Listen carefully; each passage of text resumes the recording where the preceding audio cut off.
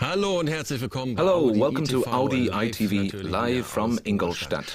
Today we'll be taking a very close look at the ins and outs of the 1.4-litre TFSI engine, like the one mounted in this Audi A3. I'd like to extend a warm welcome to my expert in this topic, Ralf Schmidt. A wonderful morning to you, Ralf. Good morning.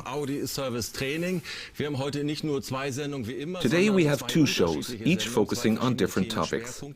Could you give us a brief overview of what awaits us this morning and this afternoon? I'd like to introduce and explain the 1.4-litre engine. And since there's quite a bit to cover, we thought we'd divide it into two parts. In the first part, we'll show you the entire exterior of the engine. That is, what's installed. We'll go into some details such as the cooling system and oil pump. I'll talk about engine ventilation and then, to round it off, valve timing. On the second show in the afternoon, we'll talk a bit about air supply, the turbocharger, the fuel supply system, engine management, and say a few words about maintenance and service. So we have plenty of information and topics in store for us. Let's start with an overview of the engine. Exactly.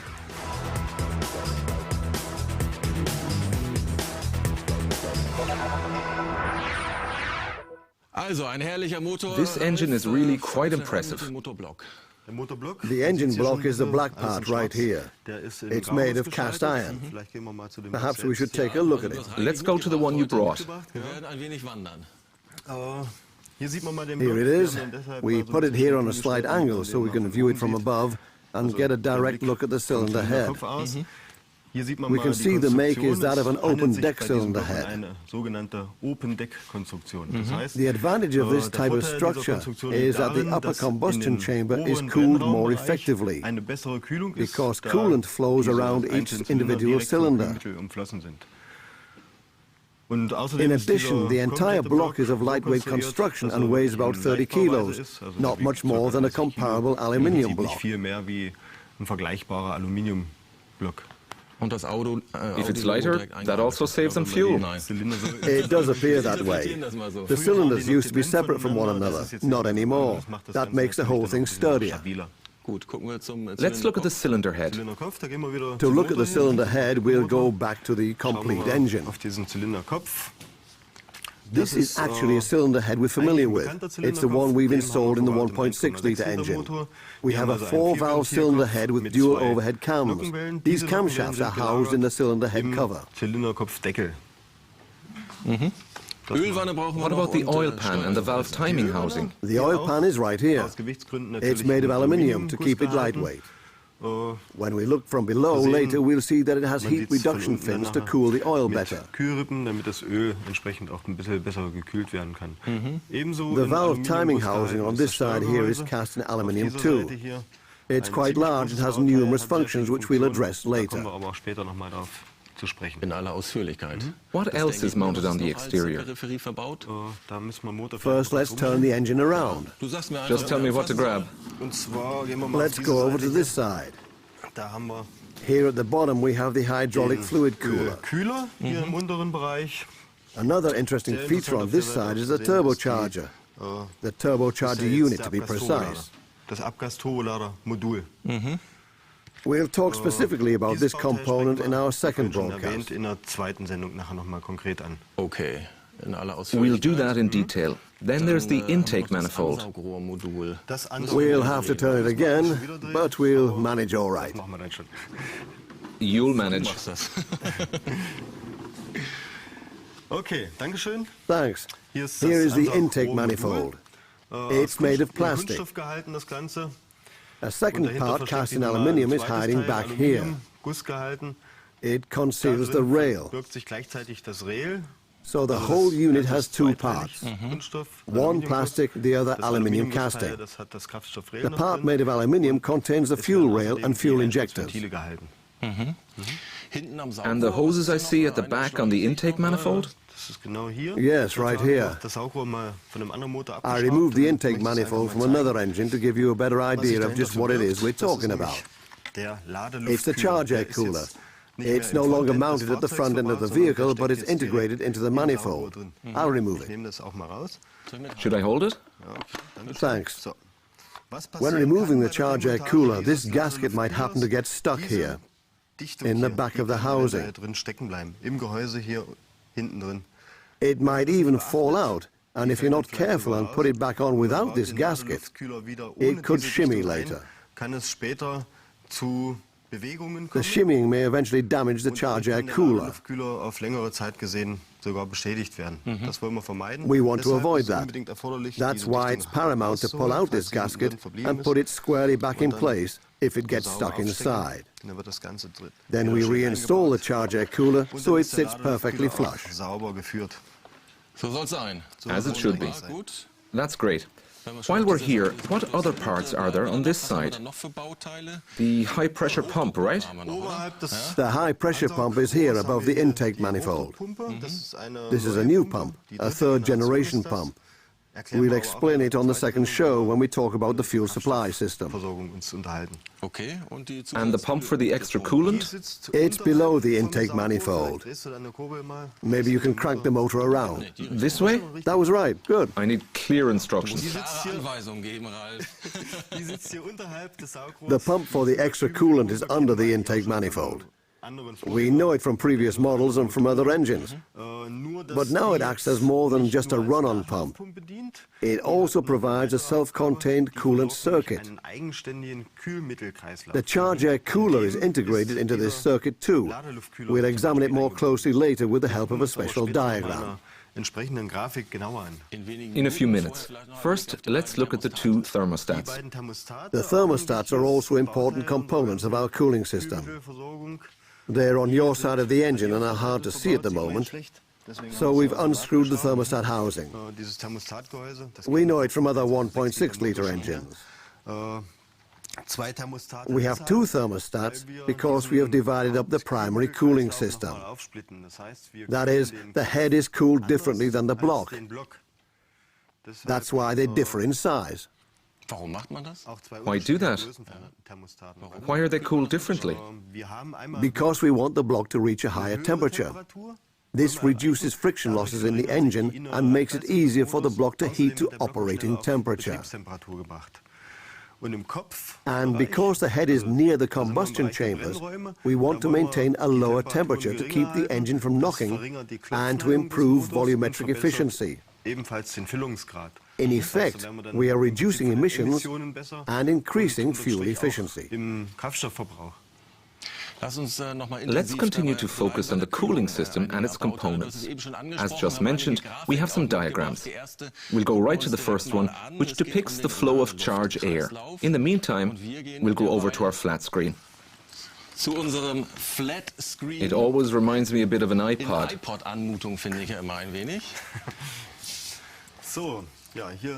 Yes, as we see, the diagram is already showing us the first independent coolant cycle I mentioned.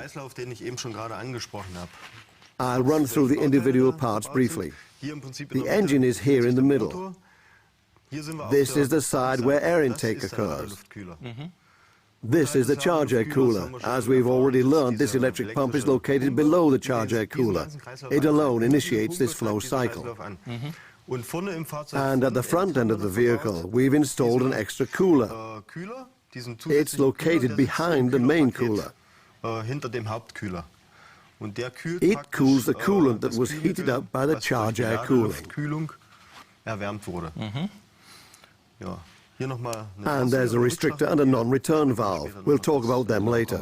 And of course, here's another component, our coolant expansion tank. Yes. And this pump, this electric auxiliary pump, or to call it by the name that befits its function, the run-on pump, is only activated when the engine control unit deems necessary. That means we require a system of sensors. We have two sensors for this, one in front and one behind the charge air cooler. They measure the temperature. If the engine control unit's map-controlled cooling system deems it necessary, the pump is activated. Perhaps I should mention one more component in the circuit at this stage. That would be the turbocharger right here. This whole coolant flow cycle is relatively cool throughout, and the turbocharger is significantly more efficient because it is well cooled. Good. That covers this animation. But you brought another one for us, right? That's right. The second animation deals with the main flow cycle. Here we can recognize the engine block a bit better. And here we have the primary coolant pump that acts as an actuator. The coolant is directed through this bypass line near the engine block, flowing through the engine into the block itself, where it takes two separate paths. On the one hand, it is directed around the cylinders, as shown here in dark red. As we know, temperatures are higher there. The remaining coolant is sent upwards to cool the cylinder head, a somewhat cooler area. It then exits right here, where this thermostat is. Exactly. What other parts are left? The restrictors, what do they do? Just a moment, we've zoomed in on it. Now we can see exactly how it works, how the coolant flows separately to the block and to the head. That'll do for now. We can stop the animation now. Basically, the restrictors are necessary because essentially we have two separate cooling circuits, and these circuits should not be linked to one another. As far as customer service is concerned, they are. After all, there is only one coolant expansion tank. But because the circuits have different temperatures and pressures, we want to keep coolants with varying temperatures and pressures from mixing. That's what the restrictors and non-return valves are for. That does make it a bit tricky for us in customer service to completely fill the entire cooling system, because the restrictors cause a bottleneck of sorts. But you have a remedy. Yes, we do have a remedy. The manual explains very clearly what we do when filling the cooling system. I have the instrument we use to do that right here. What a coincidence. Let's look at it. Yes, pure coincidence. It's the VAS 6096. Lots of service garages are already familiar with it. To those who don't have one, take our advice and get one. It makes it significantly easier to fill the cooling system. This replacement reservoir must be filled accordingly. The instructions are given on this sheet and are self-explanatory. It contains only illustrations, which means that anyone can understand it. Da komme ich immer ganz gut klar. Heißt das, dass ich jetzt hiermit auch zurechtkommen könnte? Da kommt man super zurecht. Außerdem ist das sowieso noch mal... In any case, it's well explained in the repair manual. Ordentlich beschrieben, wie man das macht. There's yet another way to effectively bleed the cooling system if you don't have this device at hand. Just connect the VAG vehicle system tester and go to Guided Functions, Guided Fault Finding. You'll find a program there to bleed the air from the system. It basically does nothing more than activate the supplementary coolant pump and let it run for a while. You just have to follow the menu points exactly and you end up with a correctly filled and bled cooling system. That wraps up our discussion of the cooling system for now. Let's go back to the engine and look more closely at the oil pan. There are a few things to note about it too. We've removed a few parts from this engine so we can show them to you, including the oil pan. It's an aluminium oil pan. You can see the oil level sensor inside. It includes an oil temperature sender. There's still an oil drain plug. You can either extract the oil or let it drain. From the back we can see the heat reduction fins. They let us know the oil is being cooled here as well. Perhaps we could look at the oil pump. It's a so-called regulated oil pump. What does it regulate? The oil pump is down here. When you remove the oil pan, you can see it hanging from the engine. It's fastened to the block and driven by the chain drive. This regulated oil pump serves a multitude of functions.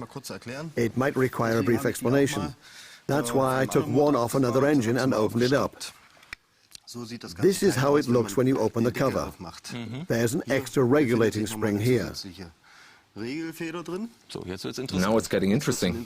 That's right. Time to see how it works. You have to imagine that the pump is being driven by the drive chain sprocket. I'll move it so we can see what it looks like. We can see how that the input shaft and this inner ring are firmly attached to one another and propel this outer ring. That is basically the oil pump, like the ones we're accustomed to. The space expands and contracts, as we all know. It draws the oil in and compresses it. That's how we circulate the oil. What's new, however, is this outer regulating ring. It's supported by the housing and the regulating spring, which is mounted so it can pivot. That's plain to see, wouldn't you say? Yes. Yeah. Okay. Because it pivots, I can enlarge or reduce the pump's intake area, which increases or decreases my filling capacity. It works as follows. Oil is drawn in from this area here. I'll turn the pump again so it's easier to imagine. The oil is drawn into here, condensed and deposited in this chamber. The oil pressure in this chamber and in the whole engine is about 3.5 bar. We want to maintain that pressure level.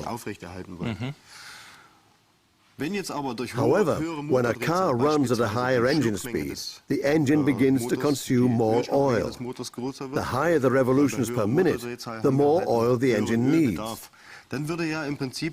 Because the engine is using more oil, the oil pressure would drop somewhat. When that happens, this control ring here reacts, forcing itself against the spring load and moving here. This in turn increases the oil volume. And then oil volume in the engine is normal. Everything's back in order. That's right. We always maintain an oil pressure of 3.5 bar. If the driver stops accelerating, the engine speed sinks. The higher volume of oil running through the engine accumulates and the oil pressure goes up. The increased pressure causes the outer control ring to press the spring together and the mechanism is pushed back here. The amount of space in the pump is reduced and less oil is transported.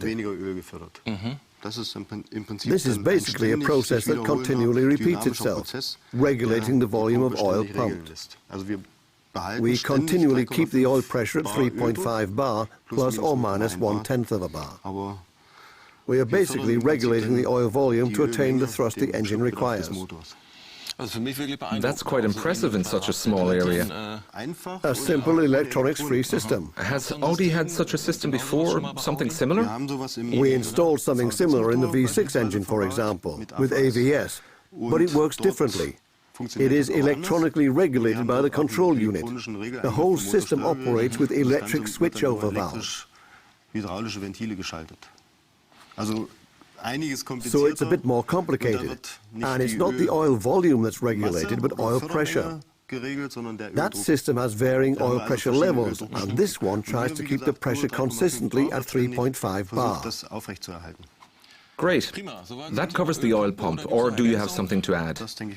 No. That's all the info we need for now. So, moving on to our next topic. The next things we'll focus on are engine ventilation and the engine management system.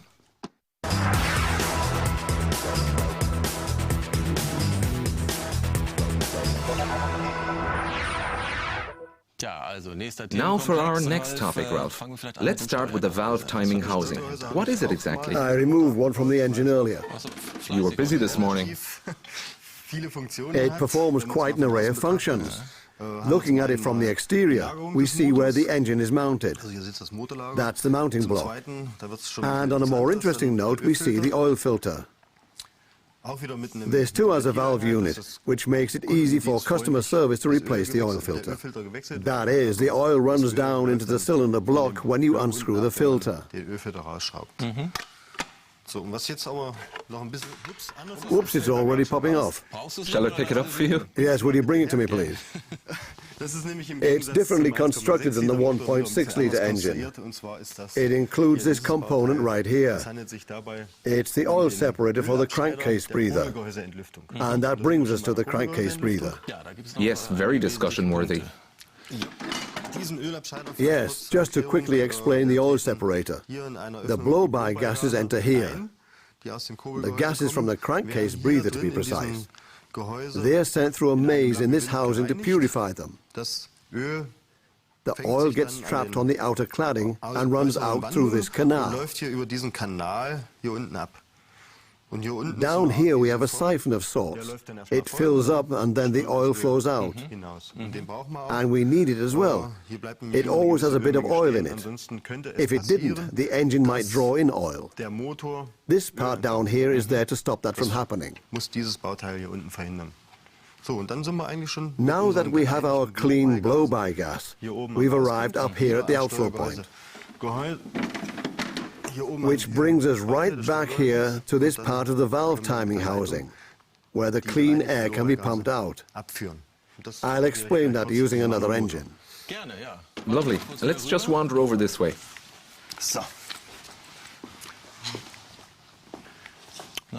Good. I'll go over to that side. As you wish.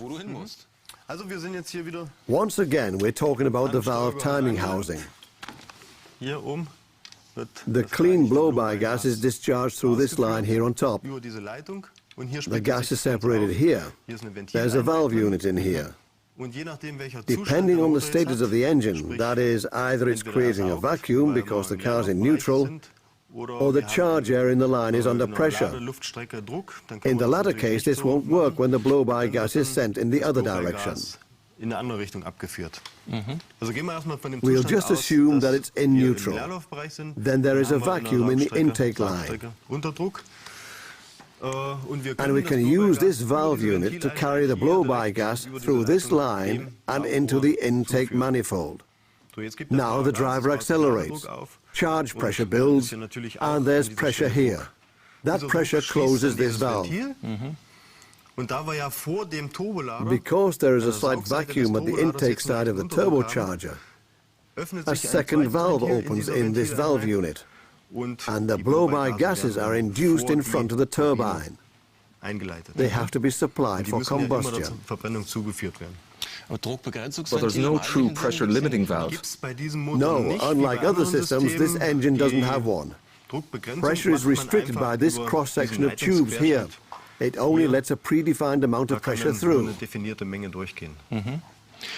Okay, let's proceed to crankcase ventilation. It's the opposite of bleeding air. It is also very important, ensuring that the crankcase is supplied with fresh air.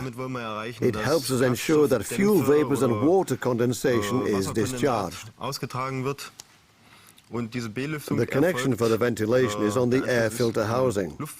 It has this little ventilation line here that leads underneath this suction hose. The fresh gases are fed to the engine through a non-return valve to the cylinder head cover. So that covers the ventilation. That brings us to the tank ventilation system. We'll discuss that because it functions in a similar fashion as the crankcase breather. The gases fed in from the activated charcoal filter are problematic because there's both charge pressure and intake manifold pressure, or rather a vacuum. That's why this system works in a similar fashion to the crankcase breather.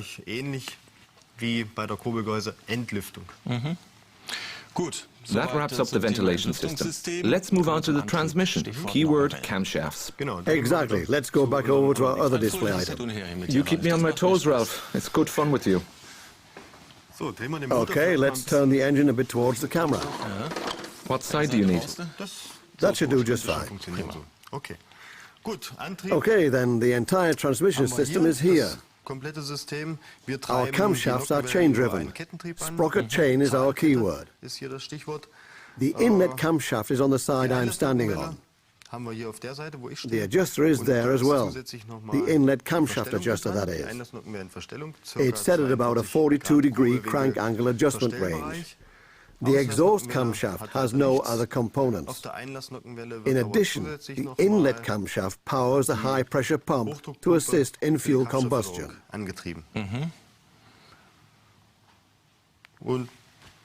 It's a 4-cam system.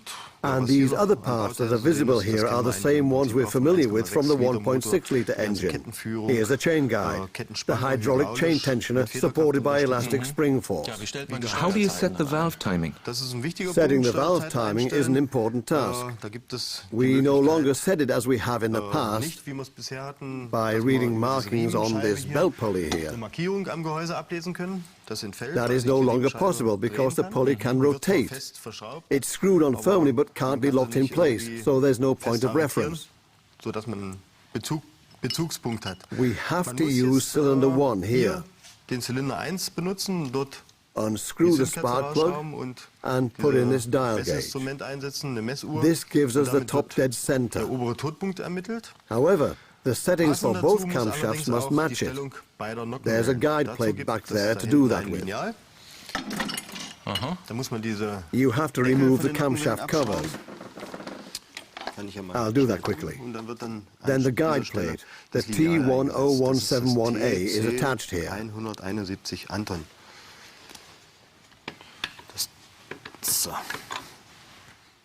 It has to match perfectly. That's the only way to ensure without a doubt that the valve timing is correct. This one matches. I set it up beforehand so it would match. As you can see, it slides right in. Great. Another new feature that the 1.6-litre engine didn't have is an additional position for the crankshaft. On the engine block. It might not be visible now. Then let's turn it so it's visible. Good idea. You have to unscrew a screw from the engine block. It's in this area.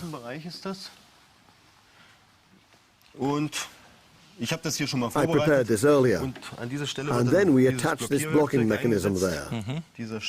This pin here, number T10340. It immobilizes the crankshaft. That way we can be absolutely sure the timing is correct. Do I have to pay particular attention to anything on the crankshaft drivetrain sprocket? That's very important too. Let's go over to this crankshaft here. I'll use this to demonstrate it. We can see that it's all linked. Here's the belt pulley. In this area, we'd normally have the control cover. There's a special spacer sleeve in between them. And here is the drive chain sprocket. The drive chain sprocket is fixed directly on the crankshaft with small interlocking gear teeth. The notches are on the crankshaft and the teeth on the drive chain. Turn, turn. Now I'll disassemble the whole thing. I pull out this sleeve. It can't be taken off until the valve timing housing has been removed. And now the drive chain sprocket is easily accessible. You could just pull it off. I'll do that so I can show you this locating element. It has to lock into the proper fitting here on the crankshaft. We have seen cases of people assembling a chain drive and just sticking the drive chain sprocket on. It has to be said that the timing was set properly. That's the tricky part. That's the tricky part. Then they reassembled it all, put the timing cover back on, screw back in, fastened nice and tightly as it should be, and initially, the engine ran fine. Initially. That's right, initially. If we look right between here, we see a tiny air gap, because the locating element is pushing against the crankshaft and not fitted into the notch. Over time, it could come loose. Then the sprocket will begin turning around the crankshaft. This would eventually cause the piston to make contact with the valve. And then we have a damaged motor. It twists out of place and that's that. The timing gets thrown off and engine damage is a foregone conclusion. Important advice. Thanks for everything up to now, Ralph. If our viewers still have questions about today's topic, the 1.4-litre TFSI engine, that's not a problem. Send us your questions using our Telegram function. Luckily, Ralph is staying here with me, and we'll be back live to answer as many of your questions as we can. Hello to all those watching. Audi ITV is back live from Ingolstadt. It's about time we get to your questions. Ralph Schmidt will give you the answers. We'll see about that. Let's get started. Why not fasten the charge air cooler gasket at the start to avoid faults? When you remove the charge air cooler, the gasket can get stuck inside. That's what I was trying to say earlier. I'll take it out again. As we can see, it has already become somewhat deformed. If it stays in the intake manifold for a longer period of time and you pull out the charger cooler, the gasket can get caught inside. If you don't notice that straight away, after all, it's possible to change or remove it while the engine is still mounted. You can't necessarily get a good look behind the vehicle partition panel. If we have a look at the engine room, let's go over to the vehicle. You're the boss, Ralph. Do as you like. Looking inside, we can see that it's installed very near the partition panel. If I pull out the charger cooler, I won't necessarily be able to see whether the gasket is still in it.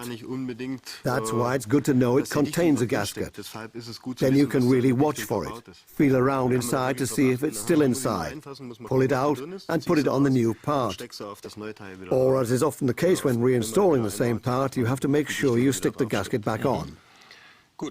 Right. I quickly made a note of the next question. Where do we install this engine? At the moment, Audi only installs it in the A3. Apart from that, it's a company engine, developed by Volkswagen in cooperation with Audi. Of course, Volkswagen uses it in various models, as do Seat and Skoda. That's a good link to our next question. Is the 1.4-litre engine available with turbo injection and a compressor, like Volkswagen offers it? This one's high priority. It's got 3 question marks. The 1.4 twin charger, as we call the Volkswagen engine in-house, is basically the engine that was the foundation for this one. It's 170 horsepower. That's the most powerful version. It doesn't really fit into our range of products. We have a 160 horsepower 1.8-litre engine. The extra 10 horsepower doesn't do much for us. That's true. Moving on. Can the coolant be filled without a special instrument or a tester? It can certainly be filled without them. But the problem is you won't necessarily be able to flush out all the air. In such cases, you should be sure to connect the tester and use guided fault finding to initialize a supplementary coolant pump, so all the air is removed from the system. Next question. Does the engine have map-controlled engine cooling? If it does, is the thermostat supplied with the current in brackets opened when bleeding air with 1552? The engine doesn't have map-controlled engine cooling. Everything was kept very simple. As we talked about earlier, the thermostat regulates the different coolant temperature level in the head and the block. So no, there is no map-controlled cooling system. Acronym. What does AVS mean? AVS stands for Audi Valve Lift System. It's a system of sliding cam units, a variable valve adjustment system. Every V6 engine is equipped with it, including the 2.8 and 3.2-litre engines. And we'll be introducing this system in the new 2-litre 4-cylinder with chain drive. Okay, next question. Does the oil pump regulator work less efficiently due to oil deposits? There's a coarse screen filter in front of the oil pump, which should keep grime out of the oil pump. And the oil filter should keep out any other particles in the oil, suspended solids and the like. No, it shouldn't affect it. We test these engines over a long period of time, and in my experience, we've never had problems of that sort. Harold Apple asks, how is the water pump powered? The water pump is driven by the ribbed V-belt. Let's go back over to the engine and I'll show it to you.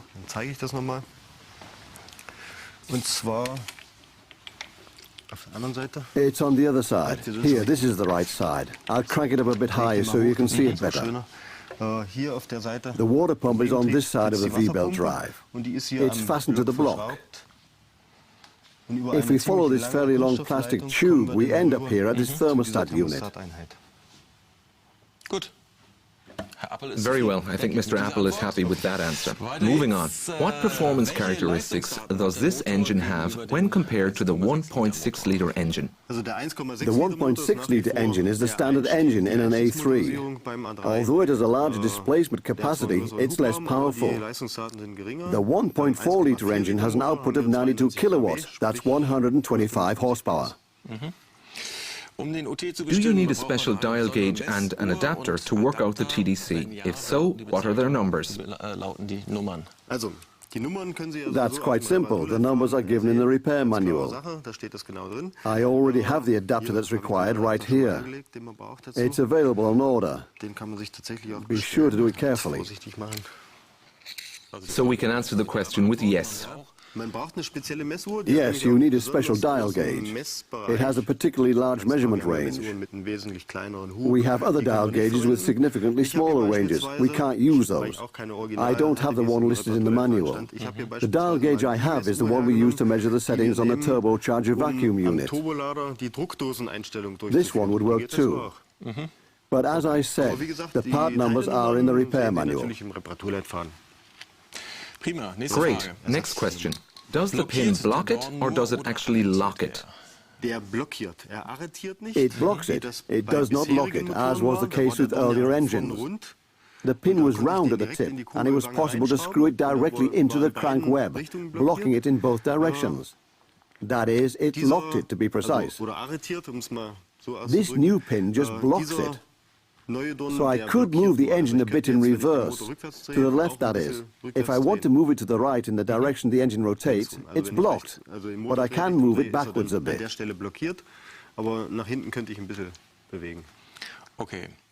The next question is truly a telegram. Chain interval, lifetime? Absolutely. The chain interval is lifetime. So are the V-belts for the alternator, the coolant compressor and the coolant pump. That's what we offer at the moment. The next question is sent with warm greetings from Or Stauder. Does the crankshaft have a hole for locking it? We just had that one. It's not really locking it, it just blocks it, meaning the crankshaft can only turn to a certain point. It hits a stopping point, which is basically the top dead center of the pistons in cylinders 1 and 4. Okay. Hello, do I have to take out the gearbox to remove the oil pan, like with the 1.8-litre engine? No, I'll just go and get my special tool. With this special key, a fairly long Allen key with a round head, it also has a part number. There it is. It is T100058. You can get between the gearbox and the engine with this and unscrew the two screws that still hold the oil pan on. That'll do the trick. What ID letters does the engine have, is our next question. This engine has a new 4-letter engine ID, CAXC in this case. When Volkswagen first used it, the ID letters were CAXA, then came B. The last letter is assigned according to how often the engine has been used. The initial deployment gets an A, then it proceeds in alphabetical order. The one we have here is CAXC. The next question from Alexander Koch. When the cylinder liners are worn and they become oversized, can you install oversized pistons or must they be replaced? I'll have to pass on that question. But I do think that when work has to be done on the crankshaft group, all of the replacement parts should be available. The appropriate pistons, piston rings. As far as when the cylinder is oversized, I'll have to pass on that at the moment. I'll have to research that a bit, and I will answer that question later on Audi ITV net. That's no problem. Exactly. It's not over even after the show. How was that? After the show is before the show? Something like that. Next question. By stopping the crankshaft, it's a bit complicated, I'll start again. By stopping the crankshaft, can you forego affixing the dial gauge? According to the repair manual, you should always install the dial gauge to be 100% sure that TDC is achieved. The pin to stop the crankshaft should be used as well. That is, according to the repair manual, you should do both, and that's what it says in the repair manual. That's how it should be done. Of course. Next question, a very worried viewer. Isn't it bad for the engine when a 1.4-litre motor has increased horsepower? That doesn't pose the problem it once did. Production methods have progressed accordingly, and engines have much longer lives than they used to. We see it too. We used to have 1.4-litre engines with engine blocks cast in aluminium. Now the increased force has given way to cast iron engine blocks, and for that reason alone I think this pretty much safeguards us against any kind of risk.